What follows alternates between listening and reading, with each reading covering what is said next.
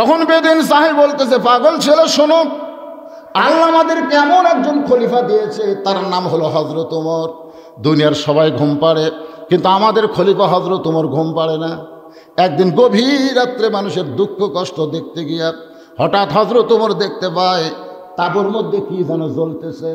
কাছে গিয়া শুনতে পায় একজন মা বলতেছে, বাবা তোরা কান্দিস না, গোস্ত সিদ্ধ হলি তোমাদেরকে খাবার দিব।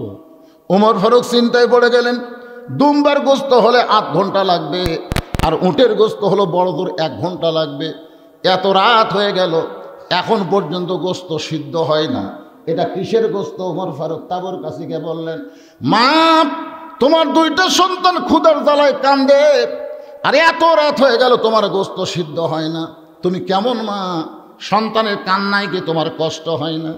মেয়েটা বলে, পথিক রে পথিক, আমার বাড়ি হলো ইয়ামিন দেশে, আমি হযরত ওমরের কাছে আইছিলাম, কিন্তু বিকাল বেলায় এত মানুষের ভিড়, আমি ওমরের কাছে যাবার পারলাম না। আমার 2টা এতিম বাচ্চা নিয়ে আমি মদিনার মধ্যে তাঁবু টাঙ্গায় রাত যাপন করতে চাই।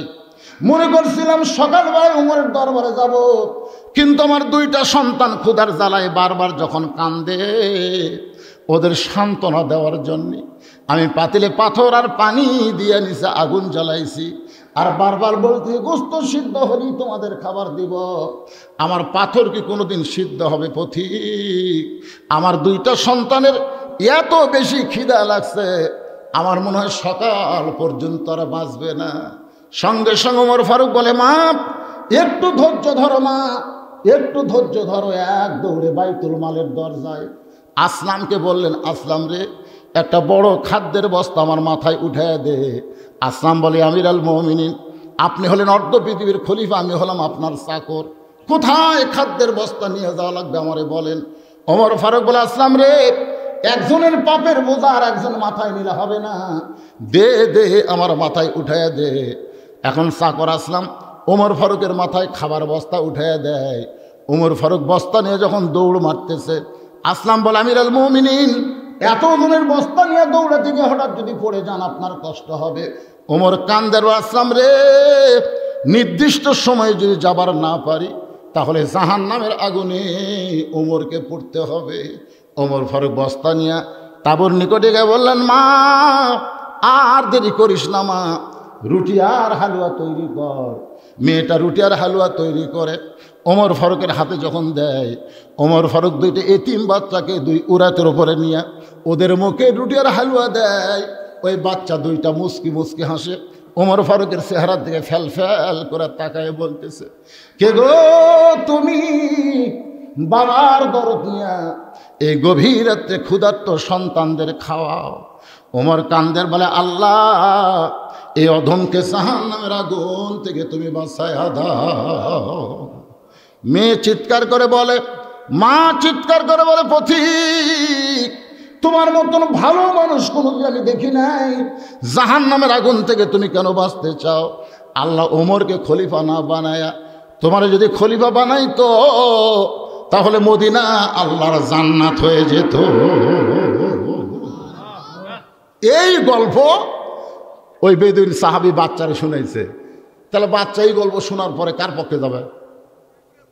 চিন্তা করে দেখেন, ওই মহামানব যখন আপনার জেলখানায় বন্দি করছে, তাহলে আপনার দোষ আছে বাবা। ওমর ফারুকের বাড়ি কোন দিকে আমাকে একটু দেখায় দেন, আমি তার বাড়ির যায় তার পাও ধরা হলো আমি আপনাকে জেলখানা থেকে বের করব। বেদুইন সাহাবী বলে, পাগল, ওমর ফারুক হচ্ছে ফার্ক ফার্ক, ন্যায় আর অন্যায় পার্থক্যকারী, তার কাছে পাও ধরে কোনো কাম হবে না। এই মাসটা হচ্ছে রজব মাস। এই মাস চাঁদ ওঠার সাথে সাথে রাসূল একটা দোয়া করতেন, আল্লাহুম্মা বারিক লানা ফি রজাবা ওয়া শাবান ওয়া বাল্লিগনা রমাদান। আমরা কিন্তু রজব চাঁদ পেয়ে গেছি, প্রায় শেষের দিকে যাচ্ছে, ঠিক কিনা বলেন? আল্লাহ রাসূল বলেন, রজব এবং শাবানে আল্লাহ তুমি আমাকে বরকত দান করো, রমজান পর্যন্ত আমার হায়াতকে বাড়ায়া দাও। আপনাদের কাছে রমজান মাস কেমন লাগে? মাশাআল্লাহ। অনেকের কাছে রমজান মাস একটা গজবের মাস, ফুরাবার চায় না।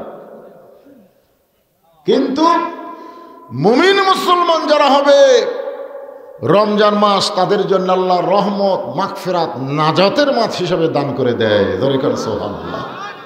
আমরা সবাইকে আজকে দোয়া করতে পারি যে আল্লাহ রমজান পর্যন্ত আমাদের হায়াতকে বাড়ায় দাও। আমরা যদিও মরি, রোজার পরে যেন মরি, রোজার আগে যেন না মরি। হায়াতের মালিককে এই দোয়াটা আল্লাহর কাছে রাসূল বেশি বেশি করতেন। এই রজব মাসে আল্লাহ তাআলা আমাদের নবীকে দুনিয়া থেকে আল্লাহর আরশে নিয়ে গেছিলেন। কোথায় গেছিল? আরশে নিয়ে গেছিলেন। আল্লাহ কিন্তু নিচে নাই, আল্লাহ আছে উপরে। এই নবীর মেরাজ এটাই প্রমাণ করে যে আল্লাহ সব জায়গাত নাই। অনেকে আমরা বলি না আল্লাহ আছে সব জায়গায়, আল্লাহর ক্ষমতা আছে সব জায়গায়, কিন্তু আল্লাহর থাকার একটা নির্দিষ্ট জায়গা আছে বলেই নবীকে আল্লাহ সেখানে নিয়ে গেছিল। তোর এখন ঠিক কিনা? সে জায়গার নাম কি? মানিস্তাওয়া আলাল আরশ। আল্লাহ আরশে অধিষ্ঠিত। সেই আরশে আমাদের নবীকে আল্লাহ নিয়ে গেছিলেন। আমি এখানে ওয়াজ শুরুর আগে একটা কথা বললাম, কি? মুসা নবী যখন আল্লাহর সঙ্গে তুর পর্বতে কথা বলতে যাচ্ছেন, তখন মুসা নবীর পায়ে জুতা ছিল। যেরকম কি ছিল? তা আল্লাহ বললেন, মুসা আমার সঙ্গে কথা বলবে, জুতা খোলো। মানে আল্লাহর সঙ্গে কথা বলতে মুসা নবীর পায়ের জুতা আল্লাহ পছন্দ করেনি। আর নবীকে যখন আল্লাহ নিয়ে যাচ্ছেন আরশে, ওই মুসা নবীর কথা মনে করে নবী জুতা কেবল খুলবার চায়। আল্লাহ ডাক দিয়ে বলেন, হাবিব আপনি জুতা খুলবেন না, আপনার জুতার পরশে আমার আরশ ধন্য হয়ে যায়। সুবহানাল্লাহ। আমরা সেই নবীর উম্মত, যেই নবী আল্লাহ জান্নাত দেখার সুযোগ করে দিয়েছিলেন। আমাদের নবী কিন্তু জান্নাত দেখছেন। ফেরেশতা জিবরাইল বলে, হুজুর যদি আপনি জান্নাত থেকে বের না হন, আল্লাহ আপনাকে বের করে দিবে না। কারণ জান্নাতের শর্ত কি? ফাদখুলুহা খালিদিন। কেউ যদি একবার জান্নাতে প্রবেশ করে, চিরস্থায়ীভাবে আল্লাহ তাকে জান্নাত দিয়ে দিবে। আপনি জান্নাত থেকে যদি বের না হন, আল্লাহ আপনাকে জান্নাত থেকে বের করে দিবে না। সঙ্গে সঙ্গে নবী বলে, জিবরাইল আমি নবী আমার জন্য নয়, আমি নবী হলাম আমার উম্মতের জন্যে। আমি এমন নবী একলা এসে জান্নাতুত বসে থাকবো, আর আমার উম্মতেরা দুনিয়াতে পাপ কাজ করে জাহান্নামী হবে, সেই নবী আমি না। আল্লাহ যদি আমাকে বলতো জান্নাতে থাকার জন্য ঢোকেন, আমি জান্নাতে ঢুকতামই না। খালি দেখার জন্য ঢুকতে বলছে। আমার উম্মতের জন্য আল্লাহ কেমন জান্নাত বানাছে সেটা দেখার জন্য ঢুকছে, আমার জন্য ঢুকছি। তো জিবরাইল বলে, হুজুর তাহলে আপনি জান্নাতে থাকবেন না? রাসূল বলেন, আমি সেই দিন জান্নাতে থাকার জন্য ঢুকবো যেদিন আমার সমস্ত উম্মতেরা জান্নাতি হবে। এখানে যদি রাসূল বলতো আমার নেককার উম্মতেরা যেদিন জান্নাতি হবে, এই কথা বলছেন, তার মধ্যে আমরা আছি না নাই? সুবহানাল্লাহ। এমন একজন নেতা, এমন একজন নবী আমরা পাইছি যিনি জান্নাতে গেলে হামাকের কথা ভোলে না। আর আমরা এমন কিছু নেতা সমাজে পাইছি যে একবার এমপি হয়ে গেলে, সংসদে গেলে আর হামাকের কথা মনে রাখে না। ভোট না দিলেও ভোট পায়। জোরে কোন কথা ঠিক কিনা? হায় হায় হায় হায়, কোন নেতার পিছনে ঘুরবেন রে পাগলারা? এই জন্য চামচিয়াগিরি যদি করতে হয়, আমরা বিশ্ব নবীর উম্মত হব। জোরে কোন কথা ঠিক কিনা? ওয়াজ শুরুর আগে একটা স্লোগান দিব, আমার নেতা তোমার নেতা বিশ্ব নবী মোস্তফা। বলতে পারবেন না? আমার নেতা তোমার নেতা বিশ্ব নবী মোস্তফা। আছেন আমার মুক্তার, আছেন আমার ব্যারিস্টার, শেষ বিচারের হাইকোর্টেতে তিনি আমায় করবেন পার। আমি পাপী রাসূল জাবিন্দার। আল্লাহর সামনে আমরা যখন আসামি হব, ওই সময় আমাদেরকে কে বাঁচাবে? কে? আল্লাহ রাসূল বলেছেন, বান্দারা উম্মতেরা শোনো, তোমরা টেনশন জন করো না, তোমাদের কোনো চিন্তা করা লাগবে না, খালি ঈমান নিয়ে কবরে আসো, আমি রাসূল তোমার ডান হাত ধরে জান্নাতে পৌঁছায় দেব। তোমাদের কোনো টেনশন নাই, টেনশন হলো আমার। রাসূল বলেছে টেনশন আমার, তোমাদের কি টেনশন রে? তোমরা আসামি হয়ে দাঁড়াবে, আমি উকিল হয়ে তোমাদের পক্ষে আল্লাহর কাছে ওকালতি করব, জেরা করব, যেমন করেই হোক তোমাদেরকে আমি জান্নাতে পৌঁছায় দিব। এই জন্যই গানটা কি, আছেন আমার মুক্তার, আছেন আমার বারিস্টার, শেষ বিচারের হাইকোর্টেতে তিনি আমায় করবেন পার, আমি পাপী রাসূল জাবিন্দার। এমন নবীর উম্মত হওয়াতে খুশি না বেজার? তাহলে আর একবার বলি আলহামদুলিল্লাহ। এ বাবা 10 হাত খাড়ায় থাকা চলবে না সোনার সানেরা, হয় বসবে না হয় আউট। বসো, এদিকে বসো। আপনারা একটু চাপা বসেন তো ভাই। আপনার শীতলাইয়ের মাহফিলের খবর জানেন না? জানেন না আপনারা? আমি যে কয়বার আইছি প্রত্যেকবারই মাহফিল পরিপূর্ণ হয়ে শেষের দিকে এসে পোলা নেওয়ার সময় খাড়া হয়ে গ্যাঞ্জাম করে, ধরে ঘন ঠিক খেয়ে। এর জন্য আগে থেকে একটু চাপা চাপা আসেন তো। শীতের দিন চাপলে লাভ বেশি, এক ভাইয়ের শরীরে উষুম পাবেন। এদের ফাঁকাফাঁকি না বসে সামনের দিকে একটু চেপে আসেন, সবাই জিকির করেন আর সামনে আসেন। লা ইলাহা ইল্লাল্লাহ, আসেন সামনে আসেন। লা ইলাহা ইল্লাল্লাহ, লা ইলাহা। যে জায়গা বসে থেকে উষুম করছে ওই জায়গা ছাড়তেও কষ্ট মনে হচ্ছে, তাই না? যে অনেকক্ষণ ধরে বসে জায়গাটা উষুম করছি পারে। আরে পাগলা, আপনি তো সামনে আইছেন, ওটাও তো আর একজন বসে আছিল, মানে উষুমে হয়ে গেছে তো গোটা জায়গা। এজন্য সামনে আসেন, যার সামনে ফাঁকা আছে ওই জায়গা দেখে লই না, মানে খুঁটা হয়ে বসে গেছে। ও ওখানে মাটি আছে, আচ্ছা আচ্ছা ঠিক আছে, আচ্ছা ঠিক আছে ঠিক আছে, অসুবিধা নেই। লা ইলাহা ইল্লাল্লাহু মুহাম্মাদুর রাসূলুল্লাহ সাল্লাল্লাহু আলাইহি ওয়াসাল্লাম। এখন আসেন যে কোরআন থেকে আপনার আলোচনা শুনবেন। আমি সেই কালামুল্লাহ শরীফ থেকে আপনাদের সামনে একটু হিন্স দিচ্ছি। হিন্স, ইন্নাল্লাহা ইয়ামুরুকুম আন তুআদ্দুল আমানাতি ইলা আহলিহা ওয়া ইযা হাকামতুম বাইনান নাস আন তাহকুমু বিল আদল। আল্লাহ কোরআন কারিমে বলেছেন, এই যে কোরআনের আলোচনা তোমরা শুনতেছো, এই কোরআনকে যদি তোমরা বিজয় করতে পারো, ধরে কোন কি কোরআন বিজয়ের আন্দোলন করা লাগবে। খালি কোরআনের ওয়াজ শুনলে হবে না। কোরআনের ওয়াজ শোনার দিক দিয়ে আবু জেহেলের মতন ভালো শ্রোতা এখন পর্যন্ত কেউ হয়নি। ওয়াজ শোনার দিক দিয়ে আবু জেহেল কয় নম্বর? রাসূল কোরআন পড়েছে, আবু জেহেল সারা রাত দাঁড়িয়ে দাঁড়িয়ে শুনিয়েছে, দাঁড়িয়ে দাঁড়িয়ে, বসার চান্স হয়নি। সকালবেলাতে গল্প করছে, এত সুন্দর কোরআনের বাণী, রাতটা কোন দিক দিয়ে গেলে আমি বুঝবারই পারিনি। দেখছেন? তাহলে কোরআনের পক্ষে বলতেছে না বিপক্ষে? এত সুন্দর কোরআনের বাণী, রাতটা কোন দিক দিয়ে গেল বুঝবারই পারিনি। তা আবু সুফিয়ান বলে, নেতা, যে কোরআন শুনতে রাত কোন দিক দিয়ে গেল বোঝা যায় না, সেই কোরআনকে গ্রহণ করলে অসুবিধা কি? শুনলেই যদি এত ভালো লাগে তাহলে সেটা ধরলে লিসেন করে দিন। হ্যাঁ, এইভাবে একবার ধরে খালি বুকর ঠেকান। কাবা ঘর ছুঁয়ে কোনো লাভ হবে না। আল্লাহর কোরআন স্পর্শ করলে কোরআনের উসিলে আল্লাহ তাকে হেদায়েত দিয়ে দিবে। ধরে করে সুবহানাল্লাহ। আবু জেলেরাও তো কাবা ঘর তাওয়াফ করছে ন্যাংটা হইয়া। ধরে কোন কি হইয়া? রাসূল যখন মক্কা বিজয় করলো, কাবা ঘরের দরজা খুলে দেখে 360টা মূর্তি। ওমর ফারুক কয়, সি সি সি, আল্লাহর ঘরের মধ্যে মূর্তি। রাসূল বলেন, সি সি করো না। আল্লাহর ঘরের আশেপাশে যদি মুসলমান না থাকে, কাফের বেঈমান মূর্তি ঢুকাবে। শীতলাই মসজিদের আশেপাশে যদি মুসল্লি না থাকে, তাহলে গোটা মসজিদ ধুলাই ভরে যাবে। ধরে কোন কথা ঠিক না? আক্কেলপুরে এক মসজিদে আসরে নামাজ পড়বার ঢুকে দেখি গোটা মসজিদে ধুলে, টাইসে এরকম লোকদের দেখে ধুলে। কে পারে? মঞ্জিল সব ধুলে খেন, কে আজান দিয়ে আকামত দিয়ে, হুজুর কেউ আসে না। তো খামাকা ঝাড় দেখি করবো, গামছার 2 বাড়ি মারি, আমি একলা নামাজ পড়ি। মানুষের ঘাড়ত গামছা থাকে, গামছার 2 বাড়ি মারে পরিষ্কার করে একলা একলা নামাজ পড়ে।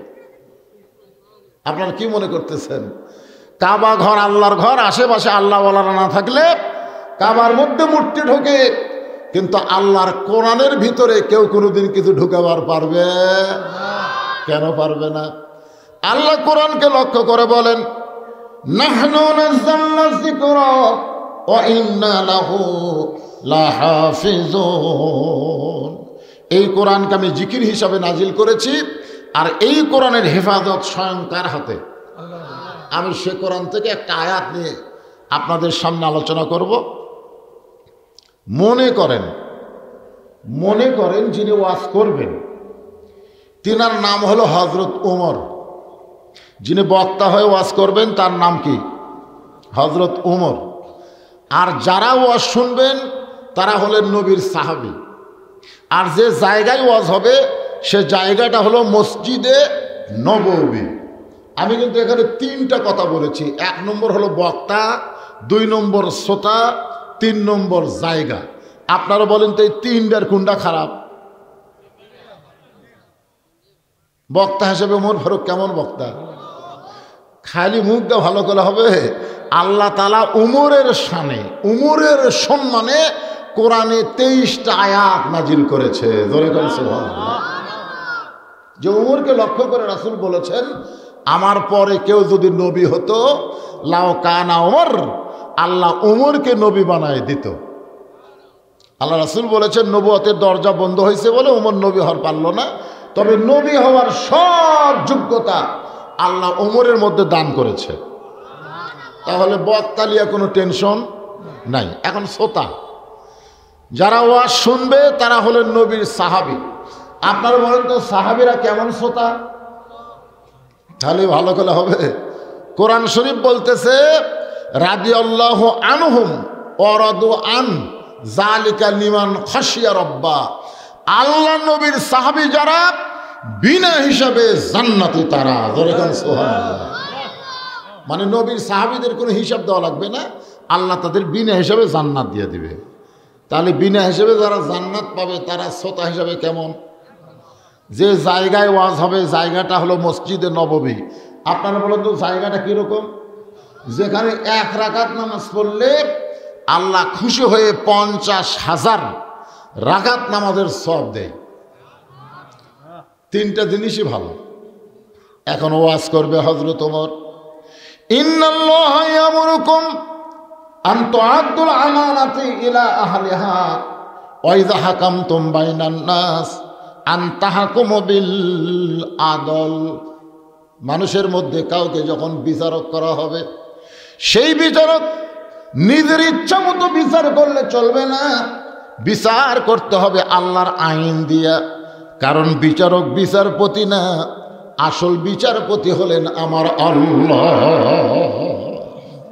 আপনার বলেন তো এই যে আজাদ সাহেব কয়ে গেল, কয়েকদিন জেলের মধ্যে বন্দি আছিল। আমি কিন্তু ঘরের মধ্যে তাই শুনলাম। কি অপরাধে তাকে ধরলো, কেন এতদিন জেলের মধ্যে ছিল, উনি নিজেও হয়তো জানে না। কথা কন ঠিক কিনা? আজকে বাংলাদেশে জালেমদের জামিন হয়, আলেমদের জামিন হয় না। কিছুদিনের মধ্যে আপনাদের পাশে একজন তরুণ ওয়াইজিন আসবে, দীর্ঘ 30 মাস তিনি অন্যায়ভাবে জেলের মধ্যে বন্দী ছিল। তার নাম হলো আমির হামজা। ধরে এখন কথা ঠিক কিনা? মালটা আসলেই বুঝবেন কেমন বক্তা। এমনি করা যাবে না, আগে টেজে আসুন তখন বুঝবেন এই মালটা কি, কোন অপরাধে সরকার তাকে জেলে বন্দী করছিল, তখন আপনারা বুঝবার পারবেন। আসবে না? হ্যাঁ ইনশাআল্লাহ। 11ই ফেব্রুয়ারি দিনের বেলায় মাহফিল। অবশ্য আমিও আছি না? না, আমরা তো কিছুই না, কাম করবি ওই আমরা খালি সারি সুট দিয়ে। আলহামদুলিল্লাহ। যে আয়াতে কারিমা তেলাওয়াত করলাম এরই উপরই কথা হবে, খুব খেয়াল করে শুনবেন। আয়াতটার বাংলা অর্থ কি? যে বিচারকের আসনে কেউ যদি বসে সে কিন্তু বিচারপতি না, আসল বিচারপতি কে? আল্লাহ। তাহলে বিচারকের চেয়ারে বসে কার আইনে বিচার করা লাগবে? আল্লাহর আইনে বিচার করা লাগবে।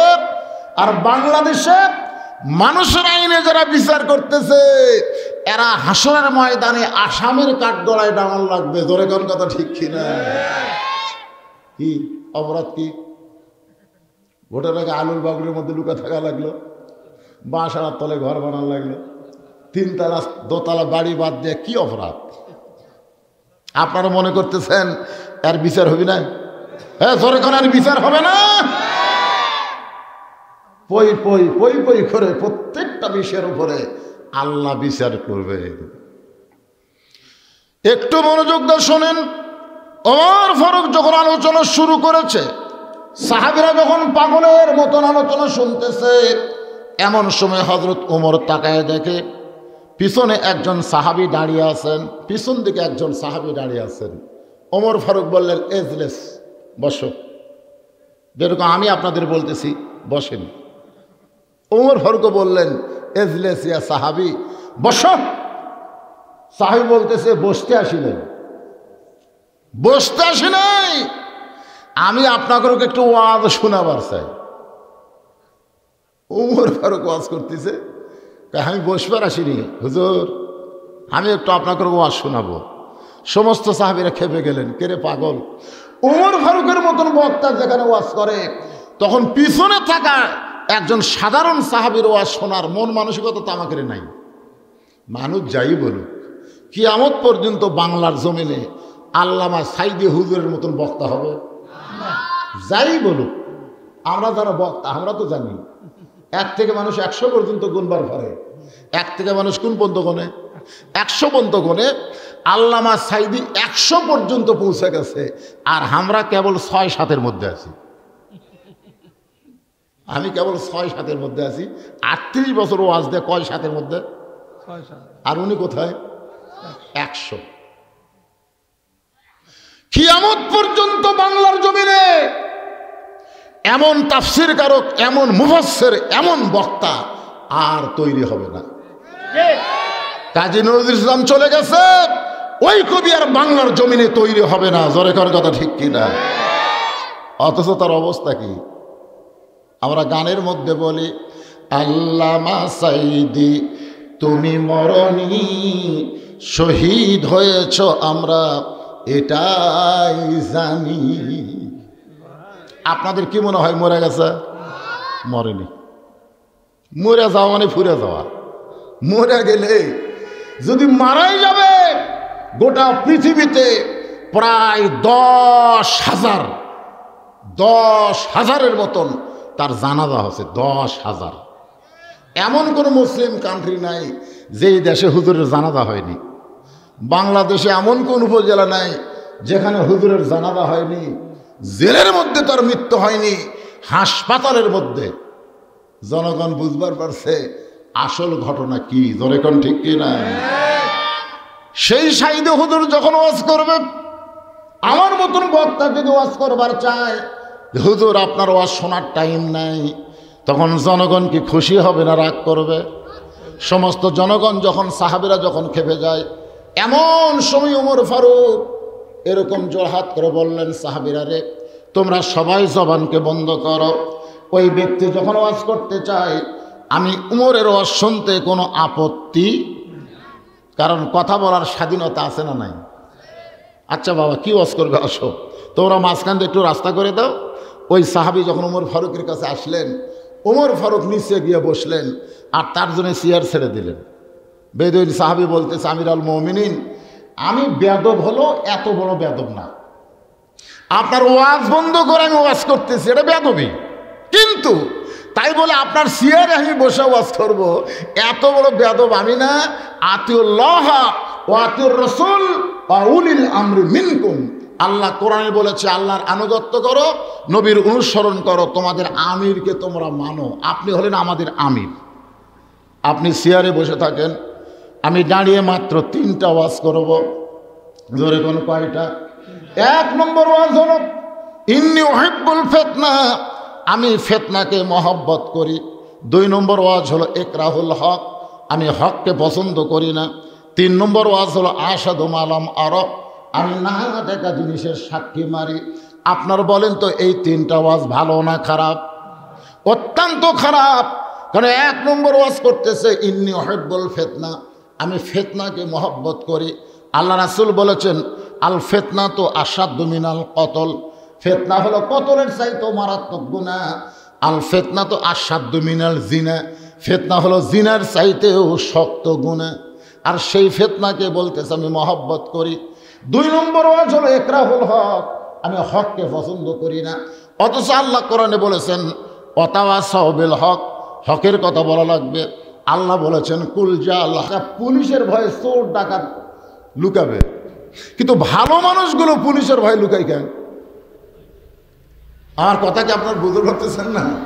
ভালো মানুষ পুলিশের ভয় লুকাছে, এমন লুকাছে বুঝলেন, একেবারে মাটির গর্ত করে তার ভিতরে খেয়ার বেড়া, তার উপর কম্বল বিছে, তার উপর ল্যাব গাউদ্দা শুয়ে আছে, আর মনে মনে বলতেছে পুলিশ যত বড়ই মরদ আমাকে ধরবার পারবে না। ইতিমধ্যে আল্লাহ আজরাইলকে পুলিশের পোশাক পরে পাঠিয়ে দিছে। যা তো আজরাইল পুলিশের পোশাক পরে এসে বলতেছে কারে ভাই খবর কি? লাভ ধরে এই জায়গা তো খোঁজকে দিল। তখন বলে ভাই আমি তো পুলিশ না রে, আমি হলাম আজরাইল। ও তখন কান দেওয়ার কয় ভাই পুলিশ ধরার চিন্তায় আজরাইল যে ধরবে এটা আমার মনই নেই। পুলিশ ধরা এটা হলো বাতিল, আর আজরাইল ধরা হলো হক। আমার কথা কি বুঝলেন?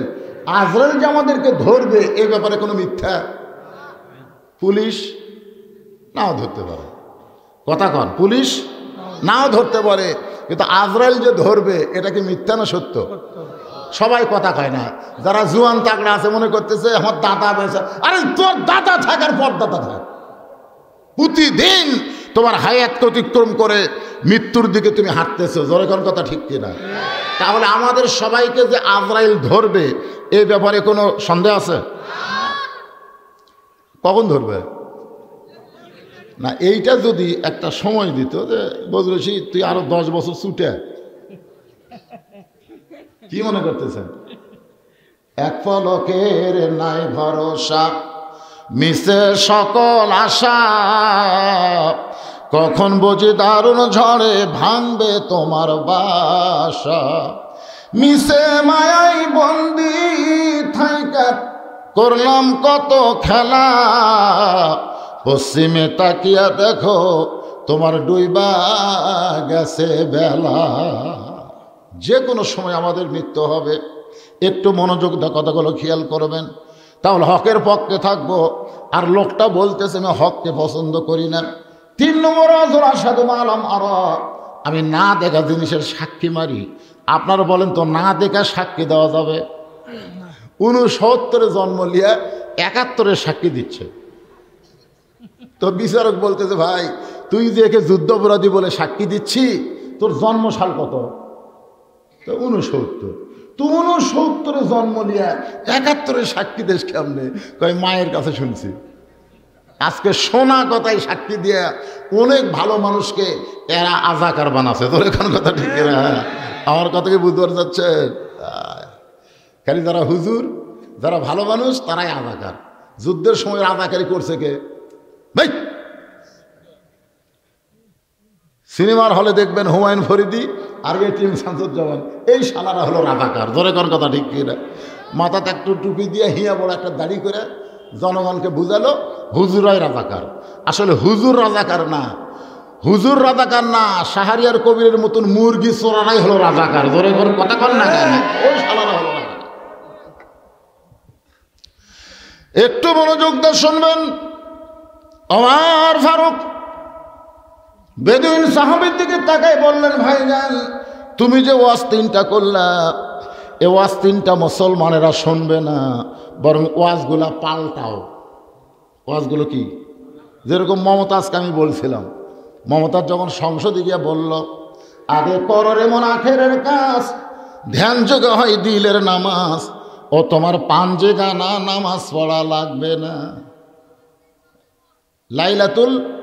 লাইলাতুল মেরাজে আমাদের নবীকে আল্লাহ 5 ওয়াক্ত নামাজ দিয়ে দুনিয়াতে পাঠাইছে। ধরে কোন কথা ঠিক কিনা? আর এই শালা পাগলি কি কয় পাঞ্জে গানা নামাজ পড়া লাগবে না। ওরে শরীয়তের মাওলানা চোখ 2টা করলা কানা, কোরআন হলো 90 পারা, তোমরা খুঁজা পাইলা না। আপনারা বলেন তো কোরআন কয় পারা? আর এই মমতাজ কি কয় 90 পারা। এইবারে কিন্তু এমপি হয়েছে। আমি যখনই শুনছি মমতাজ হওয়ার পারেনি, সাথে সাথে 4 রাকাত। আল্লাহ, আল্লাহর মার দুনিয়ার বার, জোরে কোন কথা ঠিক কিনা ভাইজান? 90% মুসলমানের দেশে 5 ওয়াক্ত নামাজ পড়া লাগবে না। সংসদের মধ্যে এমন গান গাওয়ার পরেও এতগুলো সদস্য কেউ তার বিরুদ্ধে প্রতিবাদ করল না। কিন্তু ওমর ফারুক বললেন, এই 3টা ওয়াজ মুসলমান সমাজের মধ্যে চলবে না। বেদুইন সাহাবী বলতেছে, আমার ওয়াজগুলো ঠিক আছে, কিন্তু আপনারাই বুঝবার পারেন নাই। যেই বলছে আমার ওয়াজ 3টা ঠিক আছে, আপনারাই বুঝবার পারেন নাই। সাথে সাথে ওমর ফারুক তাকায় দেখে প্রত্যেকটা সাহাবী চোখ লাল করছে ধরার জন্যে। কি করার জন্যে? আচ্ছা, সমস্ত সাহাবী মিলে যদি ধরে ওই বাঁচবি? ওমর ফারুক সমস্ত সাহাবীর করাল গাছ থেকে গণপিটুনি থেকে বাঁচানোর জন্যে বেদুইন সাহাবীকে হেফাজত করলেন। হেফাজতে জেল দিলেন। জেলের নাম হলো হেফাজত। জোরে কোন জেলের নাম কি?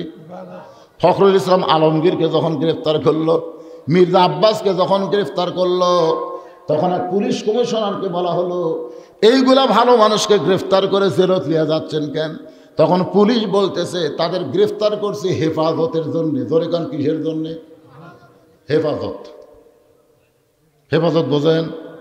বাড়া থাকলে বহু টেনশন, বহু টেনশন। আসলে হেফাজত করার জন্য বেদুইন সাহাবীকে ওমর ফারুক জেলখানায় বন্দি করলেন। এশার নামাজের পরে ওমর ফারুক বাড়িতে গেলেন।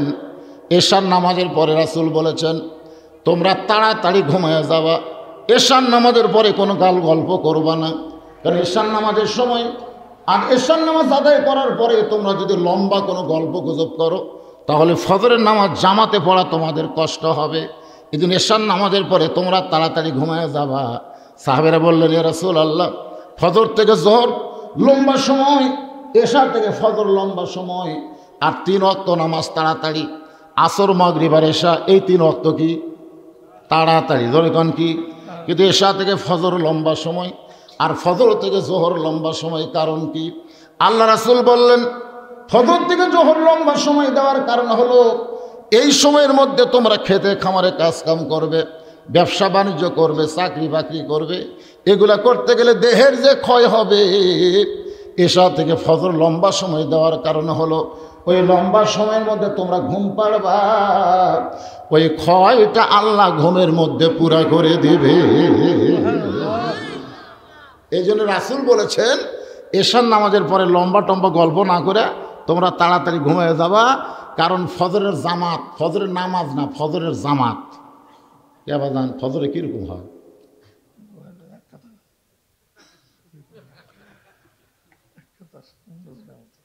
পনেরো ধনের মতন হয়।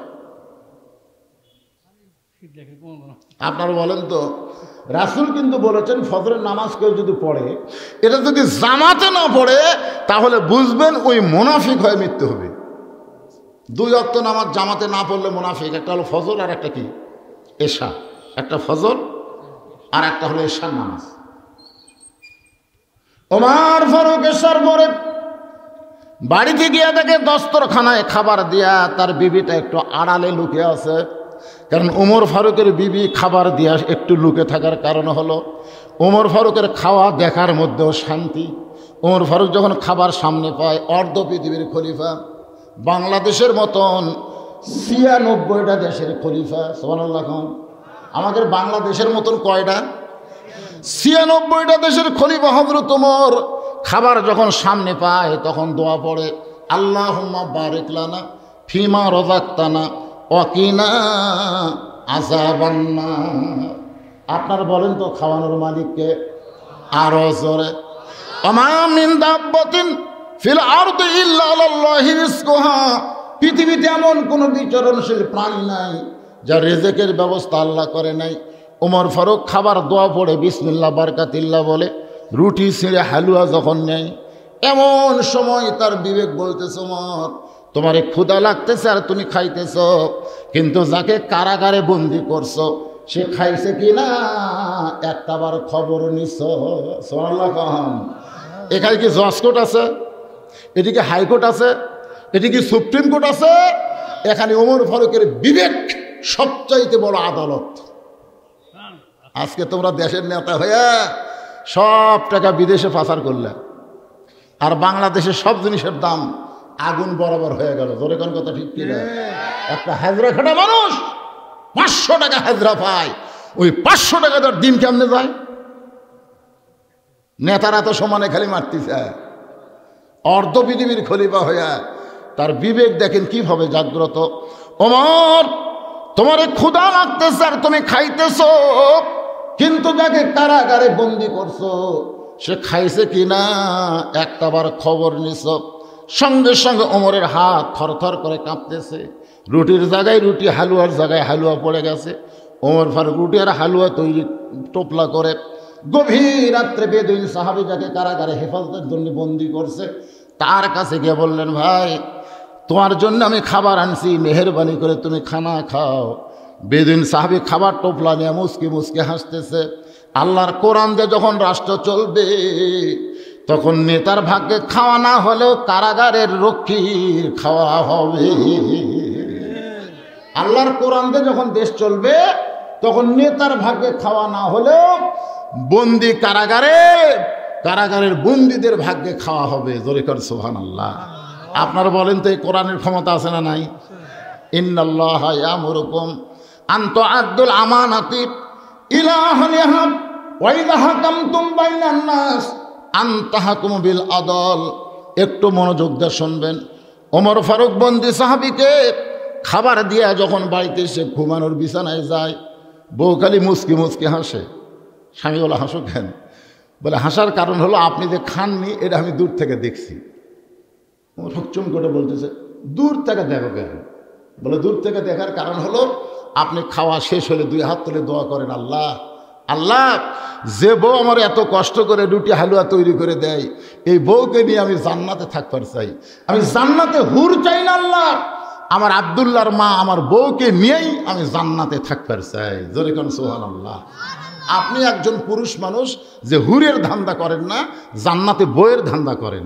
এ কথা যখন বউ শুনবার পায় তখন বইয়ের কলিজাতে কত খুশি হয়। আপনি কোনোদিনও খাওয়ার দোষ ধরেননি, বরং খাওয়ার পরে আপনি বিবির জন্য দোয়া করছেন। আপনি হলেন আসল স্বামী। সুবহানাল্লাহ করেন না কেন? আর আমাদের মতন খাবার বসা খালি দোষ। এর লবণ কম হলো কেন? এই আর ঝাল বেশি হলো কেন? মা আয়েশা বলেন, একদিন রাসূলের সামনে 2 তরকারি দিলাম, আল্লাহ রাসূল 1 তরকারিতে ভাত খায়। আমি বললাম, হুজুর এটা না না তরকারি এটা এত স্বাদ লাগছে, আজ এটা দিয়ে খাবো। 1 তরকারিতে খাওয়ার পরে আমি আয়েশার মনে হলো এতই স্বাদ, দেখি সামান্য খরাত লাগে আছে। আমি আঙ্গুল দিয়ে দেখি ঝালও হয়নি লবণও হয়নি। মানে মনে বলে ঝাল লবণ দেওয়ার কথা আয়েশার মনেই নেই। আয়েশা বলি, ইয়া রাসূলুল্লাহ, কান্না শুরু করে দিচ্ছে, আপনি কি করলেন? লবণও হয়নি ঝালও হয়নি, সেটা সব খালেন। নবী বলে, আয়েশা এইটা যদি অন্য কেউ খাইতো তোমার দুর্নাম করতো, এই জন্য আমি তোমার দুর্নাম করতে দিব না বলে আমি একাই খাইলাম। আল্লাহ কোরআন নাজিল করে বললেন, হুন্না লিবাসুল লাকুম ওয়া আনতুম লিবাসুল লাহুন্না। স্বামী হলো বিবির পোশাক, বিবি হলো স্বামীর পোশাক। সামান্য কিছু নিয়ে স্বামী স্ত্রী গন্ডগোল করা যাবে না, বরং মহব্বত বাড়ায় দিতে হবে। জোরে কোন কথা ঠিক না? আপনার বউ যদি আপনাকে ভালো না কয়, আপনি কোনোদিনও জান্নাত পাবেন না। আমি যত বড়ই হুজুর হই, বইয়ের কাছে হবার পারছি কিনা এটা মাঝে মধ্যে ট্রাই করা দরকার। আমার বউ আমার কাছে, সাইদের আব্বা আসেন গোসল করেন, সাইদের আব্বা আসেন ভাত খান। আমি রাগ করে কিসের সাইদের বাবরা? হুজুর বলে ডাক, হুজুর আসেন ভাত খান, হুজুর আসেন গোসল করেন। আমার বউ খালি মুসকে মুসকে হাসে। হাসিস কেন? বলে, জনগণ আপনাকে চিনে না তাই হুজুর কয়, কিন্তু আমি তো চিনি আপনি মাল ডাকি। হুজুর হওয়া এত সহজ নয়। 38 বছর ওয়াজ দেয়া আমার বউয়ের কাছে আমি হুজুর হবার পারি নাই। যেদিন বউ আমাকে হুজুর বলবে সেদিন আল্লাহ আমাকে জান্নাত দিবে। জোরে কোন সুবহানাল্লাহ। সব মিথ্যা ফতুয়া বার করছে, স্বামীর পায়ের তলে বইয়ের জান্নাত, স্বামীর পায়ের তলে বইয়ের জান্নাত। এটা সম্পূর্ণ ভুয়া কথা। স্বামীর পায়ের তলে বিবির জান্নাত নয়, বরং মায়ের পায়ের তলে সন্তানের জান্নাত। মরদ মানুষের পায়ের তলে জান্নাত নাই, মেয়ে মানুষের পায়ের তলে জান্নাত হবে যদি সেই মেয়েটা মা হয়। জোরে কোন কি হয়? কি বলবো প্রসবের কথা, মা বিনে সেই ব্যথা কেউ তো বুঝিবে না। মাজন ঠেকিয়া সন্তানের দায় অকালে মা মারা যায়, কেন সে মায়ের ভক্তি করো না, এমন দরদি ভবে কেউ হবে না আমার মা গো। আমি এতদিন বুঝি নাই, 25 ডিসেম্বর বুঝতে পারলাম। আমার মা যখন মারা গেল তখনই বুঝলাম যার মা নাই তার এই দুনিয়া তার কেউ নেই। যাদের মা নাই একটু চোখ বন্ধ করে দেখেন, কেউ নাই, কেউ নাই। আমার মনে আছে একদিন আমার এক নাতি হোসাইন, আমার মা বসে আছে চেয়ারে, ওই হোসাইন আমাকে বুড়া কইছে, এই বুড়া, যেই বুড়া কইছে আমি মায়ের দিকে তাকাই, দিকে মায়ের চোখ দিয়ে পানি পড়তেছে। আমি মাকে বললাম, মা তুই কান্দিস কেন?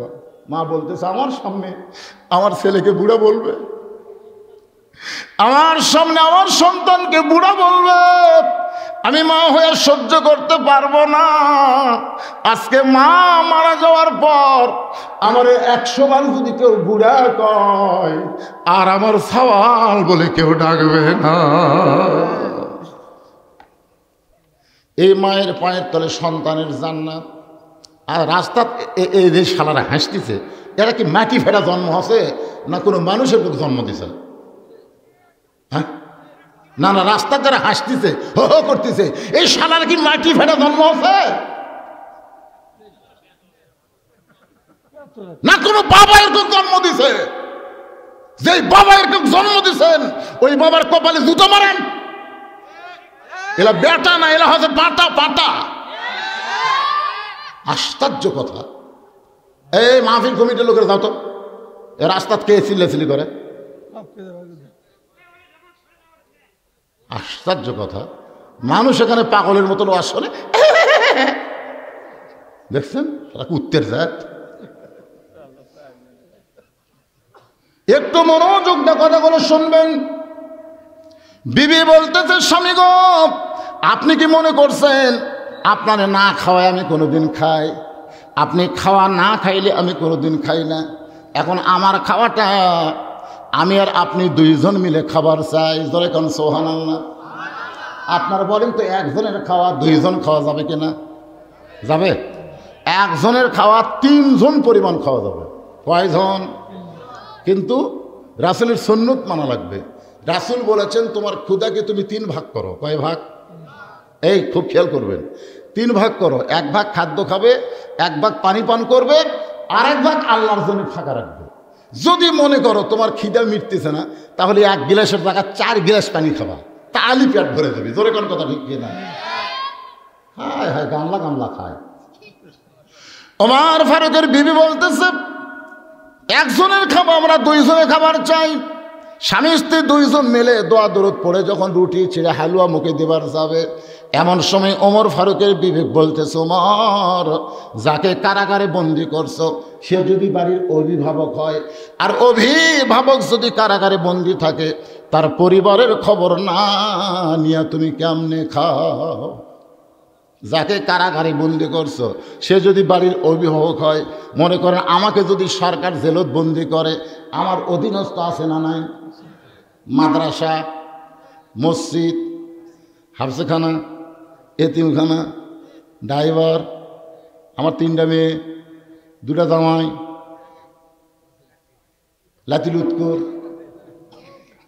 ওই লাতিলুৎকুর জামাইয়ের টেনশন আমি করি না, আমি টেনশন করি আমার মাদ্রাসা নিয়ে। অনেকে বলে যা করবি কামাই সব খাবি জামাই। এটা সম্পূর্ণ ভুয়া কথা। এদের রমজান জানে যা করব কামাই সব খাবে মসজিদ মাদ্রাসায়। ধরে কোন কথা ঠিক কেন? সব ভাইজান। তাহলে আমাকে জেলখানায় বন্দি করলে সরকার উচিত হল আমার অধীনস্থ যারা আছে তাদের খবর নেওয়া। জোরে কোন ঠিক কিনা? অভিভাবক যদি বন্ধ হয়ে যায়, তার অধীনস্থ যারা তারা কেমনে আছে? আমির হামজা জেলখানায় 30 মাস বন্দি আসলো, তার 2টা বাচ্চা আর মাত্র 26 বছর একটা বউ। কেমনে আছে? সরকার যদি খবর না নেয়, এই সরকার কোনোদিন জান্নাতের দরজা দেখবে না, জাহান্নামী হওয়া লাগবে। জোরে কোন কথা ঠিক কিনা? খবর নেওয়ার দরকার আছে না নাই? বন্দি করছে আমি অপরাধী, অসুবিধা নাই, কিন্তু আমার অধীনস্থ যারা তাদের খবর না লাগবে। ওমর ফারুক বিবির খাবারটা যখন মুখে দিবার চায়, এমন সময় বিবেক বলতেছে, ওমর তুমি আবার খাইতেছ, কিন্তু যাকে বন্দি করেছ তার অধীনস্থ যারা আছে তাদের খবর না নিয়ে তুমি কেমনে খাও? ওমরের হাত থর থর করে কাঁপতেছে। রুটির জায়গায় রুটি পড়েছে, হালুয়ার জায়গায় হালুয়া পড়েছে। এমন সময় বিবি বলতে, স্বামী গো আপনি কি খাবেন না? আপনি কি খাবেন না? ওমর কান্দার বলে, বিবি রে, যাকে কারাগারে বন্দি করছি তাকে আমার খাবার দিলাম, কিন্তু সেই যদি বাড়ির অভিভাবক হয়, অধীনস্থদের খাবার না দিয়ে আমি কেমনে খাই?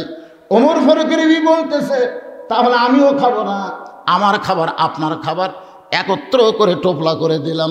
যাকে বন্দি করেছেন তার পরিবারের কাছে খাবার পৌঁছায় দেয়। জোরে গান সুবহানাল্লাহ।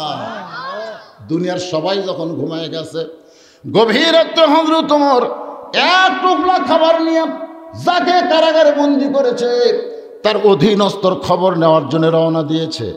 এমন সময় পাহাড়ি এলাকায় যাকে বন্দি করেছে সেই সাহাবীর বাড়ি হলো পাহাড়ি এলাকায়। ওই পাহাড়ি এলাকা থেকে ছোট্ট একটা বাচ্চা বাবা বাবা বলে কাঁদতেছে। বাবা, এত রাত হয়ে গেল, এখনো পর্যন্ত আপনি বাড়িতে আসেন না। আপনি না আসলে আমি আপনি ছাড়া ঘুমাই না, আপনি না আসলে কোনোদিন আপনাকে ছাড়াও আমি খাই না। ওমরের চোখ দিয়ে দর দর করে পানি পড়তেছে। এরাই হলো আসল সন্তান যে বাবা ছাড়া খায় না, বাবা না আসলে বাড়িতে ঘুম পারে না।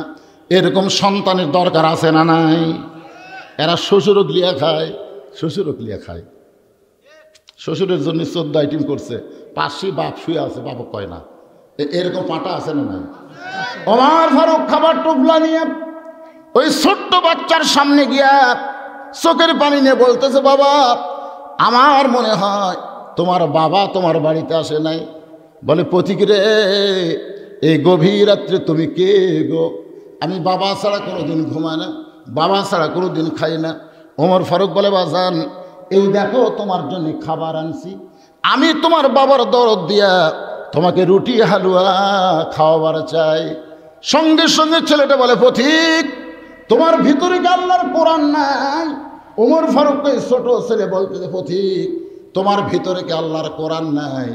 আল্লাহর কোরআন যদি তোমার ভিতরে থাকতো তাহলে এই কথা তুমি কেমনে বললে?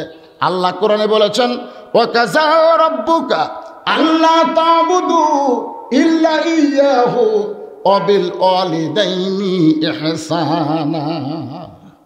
ছোট্ট বাচ্চা বলতেছে, পথিক ওমরকে, বাবা ছাড়া দুনিয়াতে অন্য কাউকে বাবার দরদ দেওয়া যাবে না।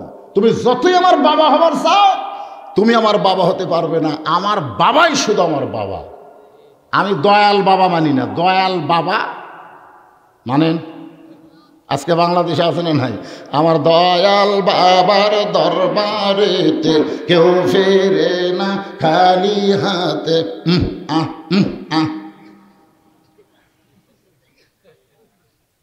দয়াল বাবার দিকে গরুলিয়ে যাচ্ছে। কোথায় যাচ্ছে? বাবার দরবারে। একই মানুষের বাপ বেশি হওয়া লক্ষণ ভালো? কথা কয় না কেন? যদি আমার 2 বাপে জন্ম দিয়েছে, বুঝবেন ওর জন্ম ঠিক নেই। 3টা বাপ আপনারা মানবেন। ধরে কোন কয়টা? 3টে। একটা হলো জাতির পিতা, একটা হলো আদি পিতা, আর একটা হলো জন্ম দেওয়া পিতা। কয়টা হলো? একটা হলো আদি পিতা, একটা হলো জাতির পিতা, আর একটা হলো জন্ম দেওয়া পিতা। হয়তো বলবেন, হুজুর তাহলে বইয়ের বাপ? বইয়ের বাপকে যতদিন বউ রাখবেন ততক্ষণ আব্বা, খালি ছাড়িয়ে দিয়ে দেখেন আব্বা। তাহলে কয়টা বাপ? একটা হলো আদি পিতা, একটা হলো জাতির পিতা, আর একটা হলো জন্ম দেওয়া পিতা। ছোট্ট বাচ্চা বলে, পথিক রে, তুমি যতই বাবার দরদ দিবার চাও, আমার বাবা ছাড়া আমি খাইও না, আমার বাবা ছাড়া ঘুমাই না। সঙ্গে সঙ্গে হযরত ওমর ওই বাচ্চাকে কাঁধে করে নিয়ে যাকে বন্দি করেছে সেই সাহাবীর জেলখানার দরজায় বাচ্চাকে নামায় দিলেন। বাচ্চা জেলখানার দরজায় গিয়ে বলতেছে, বাবা কে তোমাকে জেলখানায় বন্দি করছে? খালি একটা বার নাম কও। ওই ছোট্ট বাচ্চা জেলখানার দরজা গিয়ে বলতেছে, বাবা কে তোমাকে জেলখানায় বন্দি করছে? খালি একবার নাম কও, আমি সাইজ করবো। ওমর ফারুক খালি মুচকে মুচকে হাসতেছে। এরাই হলো প্রকৃত বাপ, এরাই হলো প্রকৃত সন্তান, যার বাবা কোনোদিন বৃদ্ধাশ্রমে যাবে না, জোরে কোন কথা ঠিক কিনা? আপনার বাপ কান্দে, মাও কান্দে, আপনি কোনোদিন বাপ মার কাছে গেছেন? বউ যা কইতে, বউ খালি বলতেছে তোমার বুড়া বাপ খালি ফ্যাস ফ্যাস করে, তোমার বুড়ি মা খালি কুটকুট কুটকুট কুট করে। স্বামী বলতেছে আসলেই তাই রে, বুড়া বুড়ি মরেও না। আপনার বউ যখন আপনার বাপের বিরুদ্ধে মায়ের বিরুদ্ধে বলবে, তখন আস্তে করে চামড়ার যে জুতা পুরানো তো হয়ে গেল, শক্ত হয়ে গেছে কাঠের মতো, ওই জুতা হাতত নেবেন, হাতত নিয়ে বলবেন শোন, তুই মরে গেলে সকালে বিকালে বিয়ে করবে, তোকে ছেড়ে দিলে আমার বউয়ের অভাব নাই, কিন্তু আমার বাপ মা যদি মারা যায় কিয়ামত পর্যন্ত কাঁদলে আর বাপ মা পাওয়া যাবে না। জীবনে আমার বাপ মায়ের বিরুদ্ধে কিছু বলবি না। ওই বউ সেদিন কান ধরে তওবা করি, ওরে বাবা রে, এটা আসল বেটা রে। আজকে মা বোনের দ্বারা শুনতেছে, তারা কয় কে রে হুজুর আমাদের কথা কিভাবে জানল রে? আজকে বাপ মা পড়ে আছে শীতলায়, আর বউ নিয়া ছেলে আছে বগুড়া বাসায়, জোরে কোন কথা ঠিক কিনা? আছে না? কথা কর না কেন? বাপ মা কান্দে শীতলায়, আর এই বউলা মশান মারতেছে বগুড়া শহরে। তোর লেখাপড়া কে শিখাইছে রে পাগলা? বাবা মাটির ঘরে থেকে তোরে খাট বানায় দিছে। এই জন্য আল্লাহ কোরআনে বলেছেন ওয়াকাযা রাব্বুকা আল্লা তা'বুদু ইল্লা ইয়াহু ওয়া বিল ওয়ালিদাইনি ইহসানান। তোমার নামাজ কবুল হবে না, তোমার হজ কবুল হবে না, তোমার দান সদকা কবুল হবে না যদি বাপ মা অন্তরে কষ্ট পায়। বাপ মার কলিজায় কষ্ট দিয়ে কোনোদিন সন্তান জান্নাতে যাওয়ার পারবে না। পারবে? এই ছোট মানুষই কয় ঠিক, আপনারা কথা করছেন না। কি ঠিক না বে ঠিক? আরো জোরে বলেন। দরকার হলে বউ ছাড়বো, কিন্তু বাপ মা কথা কয় না রে। দরকার হলে বউ ছাড়বো, কিন্তু বাপ মা ছাড়বো। ওর ফরক মুসকি মুসকি হাসতেছে, কারণ ছোট্ট ছেলে বলতেছে বাবা খালি নাম কও, খালি নাম কও, কে তোমাকে জেলখানা বন্দি করছে তাকে আমি সাইজ করবো। বেদুইন সাহাবী বলতেছে এই পাগল, যে আমাকে জেলখানায় বন্দি করছে সে দুনিয়ার সাধারণ কোনো মানুষ না, সে হলো হযরত ওমর। যেই বলছে হযরত ওমর, সঙ্গে সঙ্গে ছেলে জেলখানার দরজায় বসে কান্দে। বাবা নিশ্চয়ই তুমি অপরাধ করেছো, ওই মহামানব যদি জেলখানায় বন্দি করে তাহলে নিশ্চয়ই তুমি অপরাধ করেছো। সোনাল্লাহ হবেন না? কিছুক্ষণ আগে কি করছে? খালি নাম কর, আর যেই নাম করছে তখন কার পক্ষে? আর বাপের পক্ষে আছে? আচ্ছা আপনারা বলেন তো, যেই ছেলে উমর ফারুকের কান্দর চড়ে বাবার জেলখানার দরজায়, আর সেই ছেলে উমরের নাম শোনার পরেই বাবার বিপক্ষে গিয়া উমর ফারুকের পক্ষে বলতেছে ওই মহামানব যখন তোমাকে জেলখানায় বন্দি করছে নিশ্চয়ই তুমি অপরাধ করেছো। এই ছোট্ট বাচ্চা উমর ফারুক মহামানব এরা জানলো কেমনে? আজকে আপনার ছেলেরা কি জানতেছে? ক্লাস 7-এ পড়ে। শরীফ কি করে শরীফা হবি? শরীফ কি করে শরীফা হবি? একটা মরদ মানুষ কি করে মেয়া হবি? একটা মেয়ে মানুষ কি করে মরদ হবি? এই লেখাপড়া আজকে দেওয়া হচ্ছে। তোর এখন কথা ঠিক কিনা? রে এই ছোট বাচ্চা যখন রাত্রে ঘুমায় না, বুঝলেন, রাত্রে ঘুমায় না, খালি গুদগুদ করে, তখন বাবা কয় শোনো আমি একটা মহামানবের জীবনে কই। তোমার তখন ঘুমই ধরতেছে না, তাহলে একটা মহামানবের জীবনে কই। তখন ছেলে বলে আব্বা ঠিক আছে বলেন। তখন বেদিন সাহেব বলতেছে পাগল ছেলে শোনো, আল্লাহ আমাদের কেমন একজন খলিফা দিয়েছে, তার নাম হলো হযরত ওমর। দুনিয়ার সবাই ঘুম পাড়ে, কিন্তু আমাদের খলিফা হযরত ওমর ঘুম পাড়ে না। একদিন গভীর রাত্রে মানুষের দুঃখ কষ্ট দেখতে গিয়া হঠাৎ হযরত ওমর দেখতে পায় তাঁবুর মধ্যে কি যেন জ্বলতেছে। কাছে গিয়া শুনতে পায় একজন মা বলতেছে বাবা তোরা কান্দিস না, গোস্ত সিদ্ধ হলি তোমাদেরকে খাবার দিব। ওমর ফারুক চিন্তায় পড়ে গেলেন, দুম্বার গোস্ত হলে 8 ঘন্টা লাগবে, আর উটের গোস্ত হলো বড় জোর 1 ঘন্টা লাগবে। এত রাত হয়ে গেল এখন পর্যন্ত গোস্ত সিদ্ধ হয় না, এটা কিসের গোস্ত? ওমর ফারুক তাঁবুর কাছে গিয়ে বললেন মা তোমার 2টা সন্তান ক্ষুধার জ্বালায় কান্দে, আর এত রাত হয়ে গেল তোমার গোস্ত সিদ্ধ হয় না, তুমি কেমন মা? সন্তানের কান্নায় কি তোমার কষ্ট হয় না? মেয়েটা বলে, পথিক রে পথিক, আমার বাড়ি হলো ইয়ামিন দেশে, আমি হযরত ওমরের কাছে আইছিলাম, কিন্তু বিকালবেলায় এত মানুষের ভিড়, আমি ওমরের কাছে যাবার পারলাম না। আমার দুইটা এতিম বাচ্চা নিয়ে আমি মদিনার মধ্যে তাঁবু টাঙ্গায় রাত যাপন করতে চাই। মনে করছিলাম সকালবেলায় ওমরের দরবারে যাব, কিন্তু আমার দুইটা সন্তান ক্ষুধার জ্বালায় বারবার যখন কান্দে, ওদের সান্ত্বনা দেওয়ার জন্যে আমি পাতিলে পাথর আর পানি দিয়ে নিচে আগুন জ্বালাইছি, আর বারবার বলতে, গোস্ত সিদ্ধ হলেই তোমাদের খাবার দিব। আমার পাথর কি কোনোদিন সিদ্ধ হবে পথিক? আমার দুইটা সন্তানের এত বেশি খিদা লাগছে, আমার মনে হয় সকাল পর্যন্ত আর বাঁচবে না। সঙ্গে সঙ্গে ওমর ফারুক বলে, মা একটু ধৈর্য ধরো, মা একটু ধৈর্য ধরো। এক দৌড়ে বাইতুল মালের দরজায় আসলামকে বললেন, আসলাম রে, একটা বড় খাদ্যের বস্তা আমার মাথায় উঠায় দে। আসলাম বলে, আমির আল মুমিনিন, আপনি হলেন অর্ধ পৃথিবীর খলিফা, আমি হলাম আপনার চাকর, কোথায় খাদ্যের বস্তা নিয়ে যাওয়া লাগবে আমারে বলেন। ওমর ফারুক বলে, আসলাম রে, একজনের পাপের বোঝা আর একজন মাথায় নিলে হবে না, দে দে আমার মাথায় উঠাইয়া দে। এখন চাকর আসলাম ওমর ফারুকের মাথায় খাবার বস্তা উঠাইয়া দেয়। ওমর ফারুক বস্তা নিয়ে যখন দৌড় মারতেছে, আসলাম বলে, আমির আল মুমিনিন, এত ওজনের বস্তা নিয়ে দৌড়াতে গিয়ে হঠাৎ যদি পড়ে যান আপনার কষ্ট হবে। ওমর কান্দের, আসলাম রে, নির্দিষ্ট সময়ে যদি যাবার না পারি তাহলে জাহান্নামের আগুনে ওমরকে পড়তে হবে।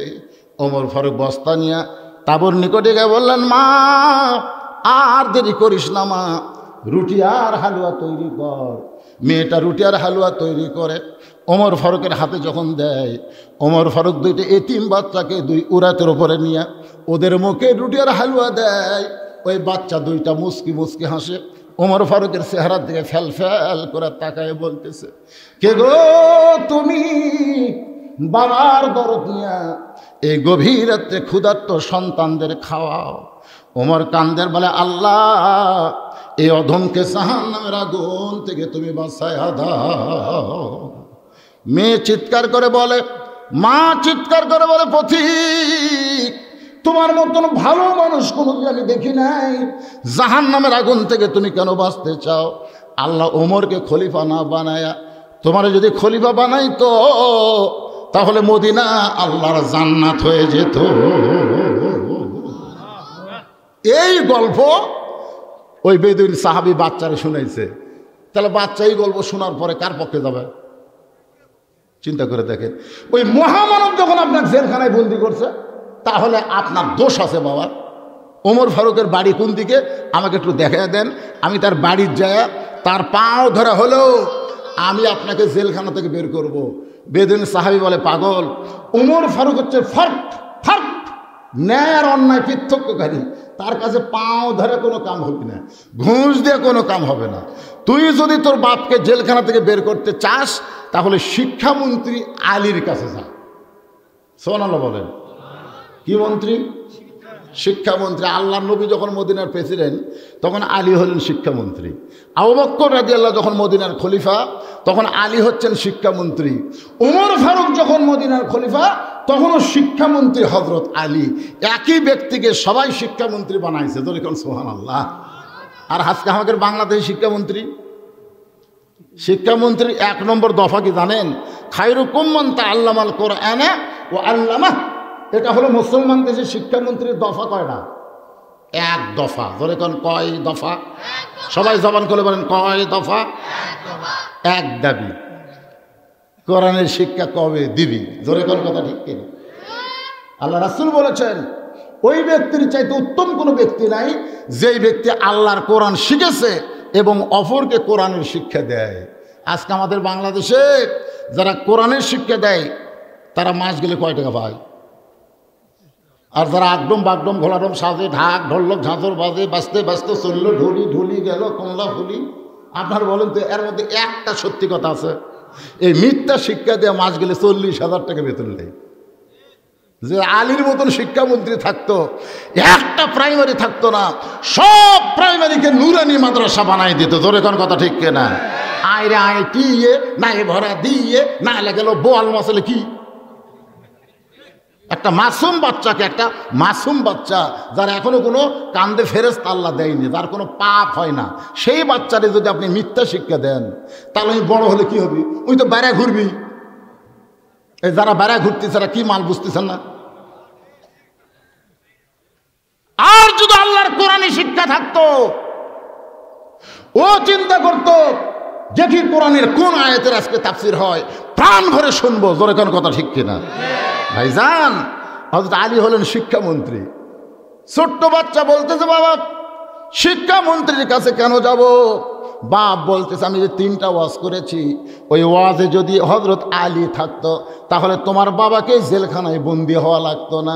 সমস্ত সাহাবীরাই ছিল, কিন্তু হযরত আলী ছিল না। কারণ আলী যখন থাকে তখন ওমর ফারুক বক্তা হবার পারে না। আলী বক্তা হয়, ওমর ফারুক তখন শ্রোতা হয়। কারণ কি? কারণ হলো আনা মাদিনাতুল এলমে ও আলী ও বাবুহা। রাসূল বলেছেন, আমি হলাম এলেমের শহর, আলী হচ্ছে তার দরওয়াজা। ধরে কোন সুবহানাল্লাহ। 3টা ওয়াজ করেছি। কয়টা? ইন্নী উহিব্বুল ফিতনা, ইকরাহুল হক ও আশহাদু মা লাম আরা। 2-3 বার বলতে বলতে ছোট বাচ্চার মুখস্থ হয়ে গেছে।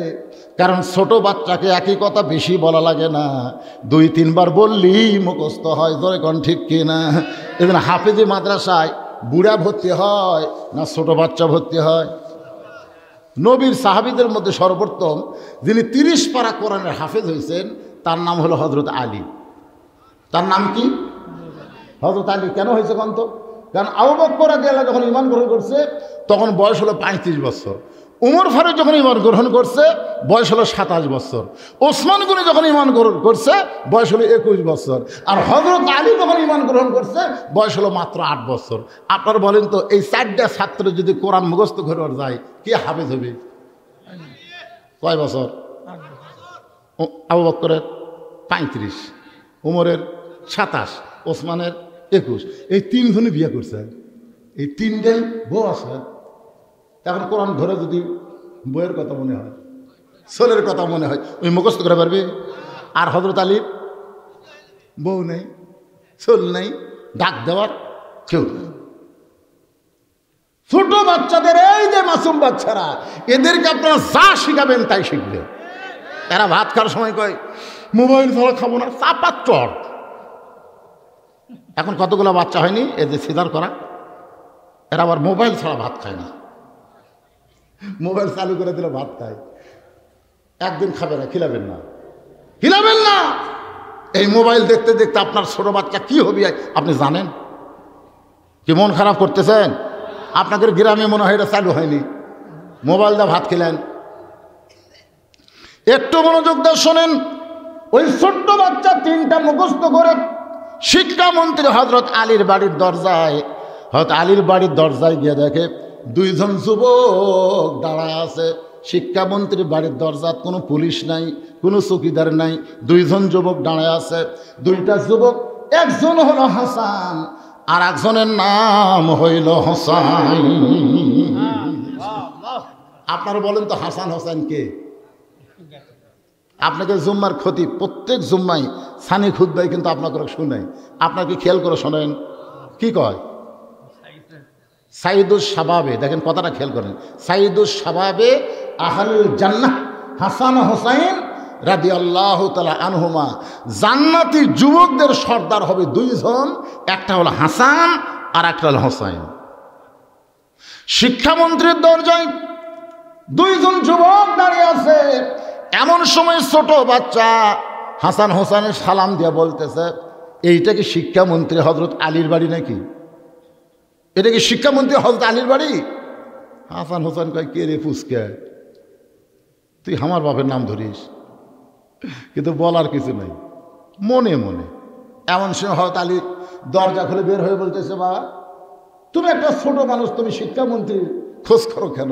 বলে, ইন্নী উহিব্বুল ফিতনা, ইকরাহুল হক ও আশহাদু মা লাম আরা। হযরত আলী ছোট বাচ্চাকে কোলে নিয়ে কপালে চুমা দিয়ে বলে, বাজান এত দামি ওয়াজ তুমি কোথায় পেলে?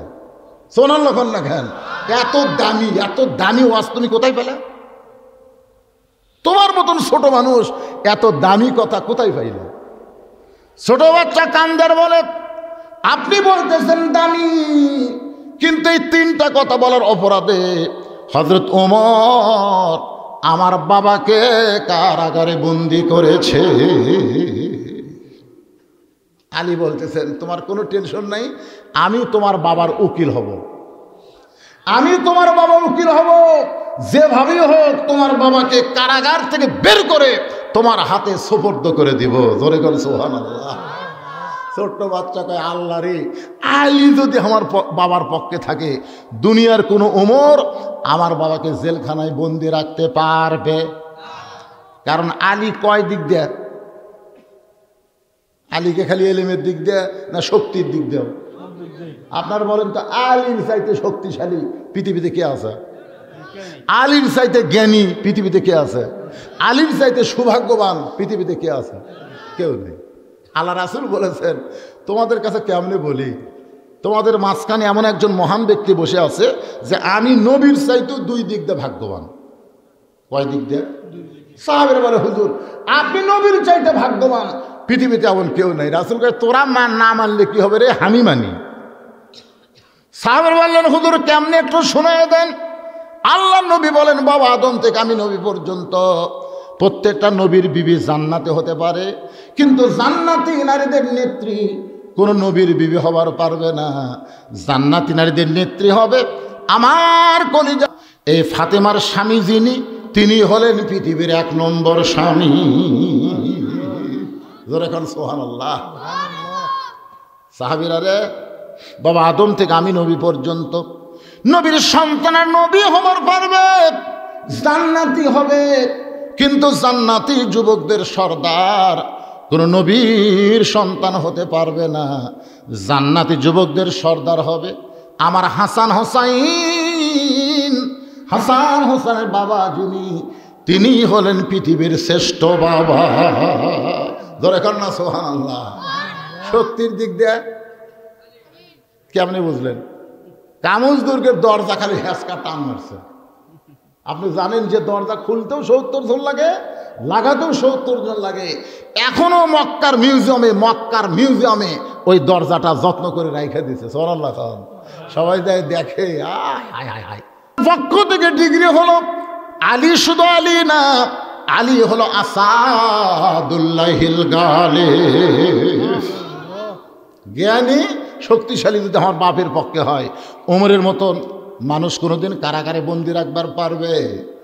হযরত আলী ছোট বাচ্চাকে নিয়ে ওমর ফারুকের দরবারে, ওমর ফারুক ছোট বাচ্চাকে চিনবার পারছে। গভীর রাত্রে তাকে কান্দে করে বাবার দরজা, জোরে করে সুবহানাল্লাহ। এই তো কান ধরে, এই তো আমি কান্দত করে দরজা থিয়ানো আর বাপের দরজাতে এই শিক্ষামন্ত্রীর কাছে, মানে সুবহানাল্লাহ কন্যা গে। আর শিক্ষামন্ত্রী এরই সাথে আসতেছে। ওমর ফারুক তখন মেম্বরে বসে আসলো। আমার কথা দিয়ে খেয়াল করেন, দাঁড়ায় সালাম দিয়ে বলতেছে, আলী ভাই আপনি কষ্ট করে কেন আসলেন? আমাকে ডাকলেই তো আমি যাইতাম। কারণ আল্লাহর নবী দুনিয়া থেকে বিদায় নেওয়ার পরে প্রত্যেকটা সাহাবী হযরত আলীকে ওস্তাদের মতন সম্মান করতো। জোরে কোন সুবহানাল্লাহ। আলী বলতেছে, বাধ্য হয়ে আইছি। এর বাপকে নাকি আপনি কারাগারে বন্দি করছেন। ছোট্ট ছেলে দৌড়ে গিয়া ওমর ফারুকের কপালে চুমা খাচ্ছে। জোরে কোন সুবহানাল্লাহ। আলী কয়, কে রে, তোর বাপক থুতে বন্ধ করে তুই কপালে চুমা খেলি? তার মানে যাচ্ছে, হুজুর আপনি জানেন না, এই মানুষ আমাকে গভীর রাত্রে কান্দত করলে যাচ্ছে। এই মানুষের কান্দত আমি সরছি। আলী জিবাত কামড় দেখে, আল্লাহ রে, তুই জানিস এই মালটাকে? সুবহানাল্লাহ। একটু মনোযোগ দিয়ে শোনেন। ওমর ফারুক বললেন, আলী ভাই 3টা খারাপ কাজ করেছে। সমস্ত সাহাবেরা যখন রাগ করেছে, আমি তাকে হেফাজতের জন্য জেলখানায় বন্দি করেছি। আলী বলতেছে, 3টা ভালো কাজ করেছে, কিন্তু আপনারা বুঝবার পারেন নাই। ওমর ফারুক বলে, আলী তুমি কি আমাকে কি বুঝাবার চাও? কি বুঝাবার চাও? 3টা খারাপ কাজ করেছে, আমরা সমস্ত সাহাবী একমত। আলী বলতেছে, আমি দ্বিমত। ওমর ফারুক চিন্তায় পড়ে গেছে, এরা আলী কি ঘুষ খাচ্ছে নাকি? এখন সমস্ত সাহাবের একমত, হযরত আলী হলেন দ্বিমত। এখন এই তিনটা ওয়াজের কি রেজাল্ট হবে আল্লাহর কোরআন থেকে আমরা একটু শুনবার চাই। শুনবেন? কারা কারা শুনবেন আল্লাহকে একটু হাত দেখান তো দেখি। লিল্লাহে তাকবীর। ভাইজান, আমার মন কিন্তু আজকে খারাপ হয়েছিল, যার কারণে আমি একটা দৃষ্টান্ত দিছি যে মার চাইতে মারাত্মক গুনাহ আর কিছু নাই। আর সেই ফিতনাকে মহব্বত করে, এইটা কি কোনো দিন মানা যায়? আলী বলতেছেন, আমিরুল মুমিনিন, লোকটা যা বলেছে নিজের কথা বলে নাই, আল্লাহর কোরআনের কথা বলেছে। আল্লাহ বলেছেন, ইন্নামা আমওয়ালুকুম ওয়া আওলাদুকুম ফিতনা, নিশ্চয় তোমাদের সম্পদ আর সন্তান তোমাদের বিপদের কারণ। আপনারা বলেন তো, সম্পদ আর সন্তানকে ভালোবাসে না এমন কোনো মানুষ দুনিয়াতে আছে? এক পাগল ছাড়া সবাই সম্পদ আর সন্তানকে ভালোবাসে। লোকটা এই কারণেই বলেছে আমি ফিতনাকে মহব্বত করি, কারণ লোকটার সন্তানকে সে বড় মহব্বত করে। আর সন্তান একটা বিপদ, সন্তান একটা জান্নাত, আবার সন্তান হলো জাহান্নাম। আপনি যদি সন্তানকে ভালো করে গড়ান, আপনি মরে যাওয়ার পরে ওয়ালাদুন সালেহন, সে নেককার সন্তান হবে, আপনার কবরকে সালাম দেবে। প্রতিদিন যদি না পারে, অন্তত জুমার দিন ফজরের নামাজের পরে আপনার কবরের পাশে গিয়া রব্বির হামহুমা কামা রব্বায়ানি সগীরা বলে চোখের পানি যখন বের করে দেয়, ফেরেশতারা বলে, আল্লাহ তোমার এই বান্দা গোরস্থানে কান্দে কেন? আল্লাহ বলে, ফেরেশতারা রে, তোদেরও তো বাপ মা নাই, তোরা কেমনে বুঝবি? ওর বাপ মা আছে কবরে, বাপ মার জন্য কাঁদতেছে। ওর চোখের পানি নাকের ডোগায় আসার আগে আমি আল্লাহ বাপ মার কবরকে জান্নাত বানায়া দিলাম। আবার কতগুলো সন্তান আছে নামাজই পড়ে না। কি পড়ে না? বাবা রুহু খালি কান্দে আর ঘরে, জানলাতে আসে ঘরে, দরজা আসে ঘরে, এসে দেখে ঘুম পাড়তেছে, হ্যাঁ ওয়াক্ত নামাজ পড়ে না। আল্লাহ কয়, কি পাটা থইয়ালু দুনিয়াতে রে। রাসূল বলেছেন, আমি লাইলাতুল মেরাজে গিয়ে জান্নাতে গিয়ে দেখলাম কতকগুলো বাপ হাউমাউ করে কাঁদতেছে জান্নাতে। আমি জাহান্নামে গিয়ে দেখি কতকগুলো বাবা খিলখিল করে হাসতেছে। আমি বললাম, ভাই জিবরাইল, জান্নাতের মধ্যে এই বাবাগুলা কান্দে আর জাহান্নামের মধ্যে এই বাবাগুলা হাসে, কারণ কি? বলে, হুজুর এরা নেককার হয়ে দুনিয়া থেকে বিদায় নেওয়ার কারণে আল্লাহ জান্নাত দিয়েছে, কিন্তু এরকে বেটা এতই খারাপ, এরা খালি সিনেমা দেখতে, জুয়া খেলতেছে, মদ পান করতেছে, নামাজ টামাজ কিছুই পড়ে না। এই জন্য আল্লাহ বলতেছে, কে রে বেটা থুয়াচ্ছ না পাটা থুয়াচ্ছ? তোর পাটা যে অকাম বদকাম করতেছে, তার পাপের একটা অংশ তোর আমল নামার মধ্যে ঢুকতেছে। কো আনফুসা কো আহালিকুম নারা, এ আয়াতকে আমল না করার কারণে আল্লাহ বলতেছে, তুই নেককার হয়ে কি করবি? তোর বেটার খারাপের কারণে অতি সত্বর আমি আল্লাহ তোকে জাহান্নাম দেব। এই জাহান্নামের কথা চিন্তা করে কাঁদতেছে। হুজুর যাদেরকে জাহান্নামের মধ্যে হাসতে দেখলেন, ওরা পাপ করার কারণে জাহান্নামে হয়েছে, কিন্তু এদের সন্তানেরা নামাজ পড়ে পড়ে আল্লাহর কাছে বলতেছে, আল্লাহ আমার বাবা দুনিয়া থেকে পাপী হয়ে জাহান্নামে গেছে, আল্লাহ আমার বাবাকে তুমি জান্নাত দাও। বাবার জন্য 1000 টাকা দিলাম, বাবার জন্য 10 টাকার নামাজ পড়লাম। এইভাবে যারা কান্দে, আল্লাহ ডাক দে বলে, বান্দারে তুই পাপের কারণে জাহান্নামে হলে কি হবে? তোর সন্তানের কারণে আমি আল্লাহ অসিরি তোকে জান্নাত দিয়া দিব। কি বুঝতেছেন? আলী বলতেছেন, ভাইজান এই লোকটা তো নিজের কথা বলে নাই, এই লোকটা কোরআনের কথাই বলেছে। আল্লাহ তো নিজেই বলেছেন, ইন্নামা আমওয়ালুকুম ওয়া আওলাদুকুম ফিতনা, তোমাদের সম্পদ আর সন্তান বিপদের কারণ জানার পরেও তোমরা সন্তান আর সম্পদকে মহব্বত করবে। এই কারণেই লোকটা বলেছে। ওমর ফারুক বলে, আলী ভাই আমি খালি শাব্দিক অর্থ বুঝেছি, আমি তো ভিতরে ঢুকে দেখি নাই। কিন্তু লোকটা যে বলল একরাহুল হক, আমি হককে পছন্দ করি না। যা সাকারাতুল মাউত হাক্কুন, জোরে কান সুবহানাল্লাহ, জোরে কান সুবহানাল্লাহ। ওমর ফারুক যখন বলতেছে, লোকটা বলতেছে আমি হককে পছন্দ করি না, আলী বলতেছেন লোকটা ঠিকই বলেছে। লোকটা বুঝাবার চাইছে যা সাকারাতুল মাউত হাক্কুন, প্রত্যেকটা জীবনের জন্য মানুষের মৃত্যু হক, প্রত্যেকটা মানুষের জন্য মৃত্যু কি হক। আপনারা বলেন তো, মৃত্যুর চাইতে সত্য কিছু আছে? জন্ম, মৃত্যু আর বিয়া, এই তিনটা সত্য দিয়া। তাহলে আপনারা বলেন তো, এই যে মৃত্যু এটা হক, একরাহুল হক, লোকটা বলেছে আমি হককে পছন্দ করি না, মানে লোকটা আসলে মৃত্যুকে পছন্দ করে না। এমন কোনো ব্যক্তি দুনিয়াতে আছে, সে যত বড়ই বুড়া হোক তারপরে মৃত্যু পছন্দ করে, এরকম কোনো লোক আছে? করে না। এখন স্বামীর ক্যান্সার রোগ হচ্ছে, 1 মাস পরে স্বামী মরবি, বউ বলতেছে স্বামী গো আল্লাহ তোমার মৃত্যু আমাকে দেখ, আর আমার হায়াত আল্লাহ তোমাকে দেখ। তুমি মরে গেলে আমি বেদমা হমো, বেঁচে থাকে কি হবে? আল্লাহ আমার হায়াত তোমাকে দেখ, তোমার মৃত্যু আমাকে দেখ। স্বামী খালি বলে আরে মরে যাচ্ছে রে, তোর মতন একটা ভালো বউ থুয়ে রে। স্বামী স্ত্রী রাত্রেবেলা ঘুমাইছে, ওই বাড়িতে একটা আয়রা গরু আছে, তোর এখন কি গরু? রাত্রে দরজা বন্ধ, দড়ি ছেঁড়া হচ্ছে, আয়রা খাওয়ার জন্য ঘুরতেছে, খাবার কিন্তু পায় না। বারান্দার দেখে সিলভারের পাতিল, আয়রা আসা দেখে সিলভারের পাতিলের তলে সিটে লালি। এখন সিটে লালি মুখ দিয়ে খাবার চায়, কিন্তু নাগাল পায় না, মানে অনেক নিচে। তো আইডিয়া জোর করে খাবার গেছে, এই ছোট্ট না শিং, এটা পাল্লার কান্দার মধ্যে আটকে গেছে। লালি খাওয়া হচ্ছে কিন্তু পাল্লা মোট ছাড়ে না। আইডিয়ার কিছু দেখবার পায় না, কেন করতে করতে ওই স্বামী স্ত্রী যে ঘরে ঘুমাইছে ওই ঘরের মধ্যে ঢুকছে। বউ চিল্লে বলতেছে বাবা আজরাইল, ওই যে ক্যান্সার রুগী বাবা, খবরদার আমার দিকে আসিস না রে, ওই দিকে যা। স্বামী চিল্লায় কয় বিবি কি হয়েছে? বলে আজরাইল ঢুকলো, আমি তোমাকে দেখে দিলাম। তুই না দিনের বেলা কইলি তোমার মৃত্যু আমাকে দেখ, আমার হায়াত তোমাকে দেখ। বউ কয় মৃত্যুর কথা মুখে বলা যায়, কিন্তু অন্তর দিয়া কেউ মৃত্যু চায়। এই কারণে লোকটা বলেছে আমি হককে পছন্দ করি না। ওমর ফারুক বলে আলী রে, আমরা শুধু শাব্দিকত্ব বিচার করেছি, কিন্তু ভিতরের খবর তো জানি না। লোকটা বলেছে অসাধু মালাম, আর আমি না দেখা জিনিসের সাক্ষী মারি, না দেখে কোনো জিনিস সাক্ষী দেওয়া যায়।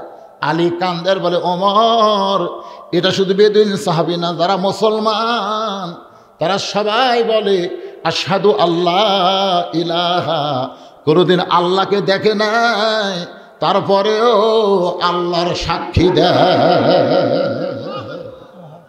সঙ্গে সঙ্গে ওমর ফারুক মারছে দৌড়, এক দৌড়ে কারাগারের দরজা খুলে বেদুইন সাহাবীকে বুকের মধ্যে নিয়ে বলতেছে ভাই, আলী যদি না থাকতো তাহলে আমরা ধ্বংস হয়ে যেতাম। আজকে এই ওয়াজের মধ্য দিয়ে আমি 3টা জিনিস আপনাদের বুঝালাম। 1 নম্বর হলো যতই সম্পদ করেন, সন্তান সন্ততি করেন, এগুলা কিন্তু আপনার পক্ষে থাকবে না। থাকবে? এই যে একটা গান কইছে এন্ডু কিশোর, কতজনকে কত কি দিলাম, যাবার কালে একজন আরো দেখা না পাইলাম, ও আমার সাদের মালা যায় রে ছিঁড়ে, রইব না আর বেশি দিন তোদের মাঝারে। আমি আপনাদের বলবো, শীতলা লোকজনকে বলবো যে আপনারা প্রতি বছর একটা করে মাহফিল করবেন। সেই মাহফিলে জনগণকে আপনারা কোরআন হাদিস শোনার জন্য দাওয়াত দিবেন। এই যে খামাখা আদায়, এখন এই যে গামছা নিয়ে ব্যাগলে নামো, তো তোমরা ভিতরে নামো বাবা। যে কয়জন ব্যাগলে আছে ভিতরে নামো, বলা মাত্রই নামা লাগবে। ব্যাগলারা কুটি গেছে, হ্যাঁ নামো বাবা, ভিতরে নামো। 10 টাকা, 20 টাকা, 50 টাকা, 100 টাকা, যিনি যা পারেন এই কোরআনকে মহব্বত করে আপনারা দান করবেন। রাজি আছেন? পকেটে টাকা আছে, দিয়ে দেন। আপনার জীবনের শেষ দান হতে পারে। মনে করতে পারেন আজকে আমার জীবনের শেষ দান, আল্লাহ হয়তো আর আমাকে দান করার সুযোগ দিবে না, কারণ কখনকার মৃত্যু হবে আমরা কেউ জানি না। জোরে কোন ঠিক কেনা? কি দিল মাশাআল্লাহ, তো 500 টাকা তুমি হাফেজুল্লাহ হক দিবা না? দোয়া করা লাগবে না? ব্যাগের মধ্যে না দিয়া এরকম 500 টাকা, 1000 টাকা কেউ যদি নগদে দিবার চান তাহলে টেজত দিবেন, কারণ ব্যাগের মধ্যে 500 টাকা দিবার গেলে মিন শারিল ওয়াসওয়াসিল খান্নাস, শয়তান ধোকা দিবি। কেন ব্যাগতকে 500 টাকা রে? ব্যাগের মধ্যে সেনা ছুটে পানালা লেয় না, চালা ধরে না, হোটা মেরা দে। ঠিক কিনা বলেন? আপনারা বলেন তো মসজিদের কৌটা খুললে চকচকা টাকা পাওয়া যায় না সেনা টাকা? আল্লাহর একজন পাগল চকচকে 500 টাকা দান করেছে, আল্লাহ তার দানকে কবুল করেন। ফাতেমা অসুস্থ, তার সুস্থতার জন্য 500 টাকা দান করেছে, আল্লাহ তাকে পুরোপুরি সুস্থতা দান করেন। জোরে কান আমিন। এবার ব্যাগলা ঘোরে ঘেরে সবাই পকেটে হাত দেন না কেন? কি হলো? 10 টাকা, 20 টাকা, 50, যিনি যা পারেন। হ্যাঁ ব্যাগ নাই? এ টাকা নিয়ে রেডি, ব্যাগুলার আসে না কেন? হ্যাঁ বাবা সবাই বার কর। মাশাল্লাহ মাশাল্লাহ। আর একজন আল্লাহর বান্দা 100 টাকা দান করছে, আল্লাহ তার দানকে কবুল করেন। আল্লাহ নেক নিয়ত নেক আশা পড়াক, আল্লাহুম্মা আমিন। কবুল করো মোদের কামনা, দানকারকে দিবেন জান্নাত, আল্লাহ নিরাশ করবেন না। আলহামদুলিল্লাহ। আরে আমি চিনি না, মুসলিম ভাই চিনে না কে রে ভাই? এখানে কি করে চাচ্ছে রে? মাশাআল্লাহ। মায়ের জন্য দোয়া চাইয়া আমার আলহাজ মুসলিম উদ্দিন, আমার কলিজার টুকরা ভাই 1000 টাকা দান করেছে। আল্লাহ তার মায়ের কবরকে জান্নাত বানায় দেন, ধরে কোন আমি। বাড়ি বাড়ি বাড়ি কোথায়? মাথা খেলে বগুড়া কালীবালা থেকে আসে।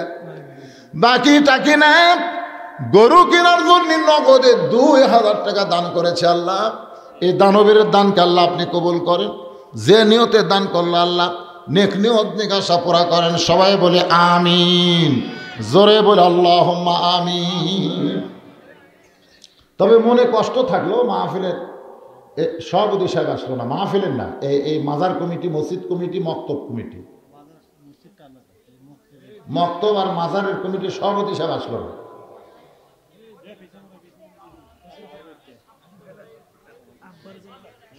বাবার জন্য দোয়া চাইয়া দান করেছে, আল্লাহ মারা গেছে বাবা। আরে বাবার কবরকে আল্লাহ জান্নাতের টুকরা বানায় দেখ, জোরে কোন আমিন। কবুল করো মোদের কামনা।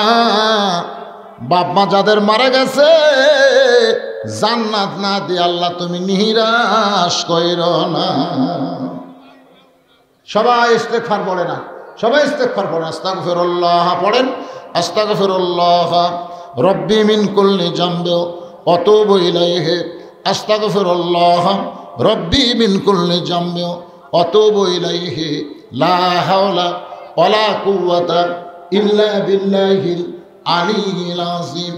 আল্লাহুম্মা পড়েন, আল্লাহুম্মা সাল্লি আলা মুহাম্মাদিন ওয়া আলা আলি মুহাম্মাদ কামা সাল্লাইতা আলা ইব্রাহিম ওয়া আলা আলি ইব্রাহিম ইন্নাকা হামিদুম মাজিদ। ব্যাগগুলো খুঁটি যাবে, সব ট্রেজেতে আসবি তো, এই ব্যাগগুলো খুঁটি যাবে। লোক আছে সব বিষয়ের জন্য আলাদা আলাদা লোক আছে, অসুবিধা নাই। সভাপতি সেক্রেটারি সাহেব আপনাদের জ্ঞাতার্থে বলতেছি, আগামী বছর ইসলামের সবের জন্য যত টাকা লাগবে বাদ বাকি টাকা আপনারাই দিবেন। কি কোন দিবার পারবে না? না দিবার পারলে এত বড় দায়িত্ব আল্লাহ তাদের কেন দিল? অবশ্যই দিবে। আপনারা একটু লাইন হয়ে বসেন, তাবারক দিতে যেন কোনো জ্ঞানজাম তৈরি না হয়। আমি একসময় বলছিলাম যে চুপ করে দেওয়া হবে না, চুপ করে হবে না, সবাই একটু লাইন হয়ে বসেন, ভিতর দিয়ে যেন তাবারক দিতে পারে। তাবারক যারা দিবেন তারা নিয়ে চলে আসেন। এই বাবারা দরজার মধ্যে দাঁড়িয়ে থাকলে কেন? সোনার সানেরা বসো, সবাই বসেন, সবাই বসেন। কিসের কয় টাকা উঠছে? কি ঘোষণা দিবি? হ্যাঁ, এলা ব্যাগের মধ্যে উঠছে, বঙ্গিসা দেয়, ওদের কখন ঘোষণা দিবি?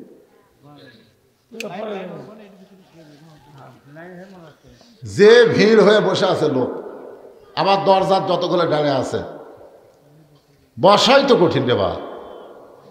হ্যাঁ, একটু তারপরেও মাঝ মধ্যে ফাঁক ফুক করেন, বোঝেন না যে তাবারক দিতে যেন সমস্যা না হয়। সবাই মোনাজাতের জন্য আল্লাহর দিকে মোতায়েন।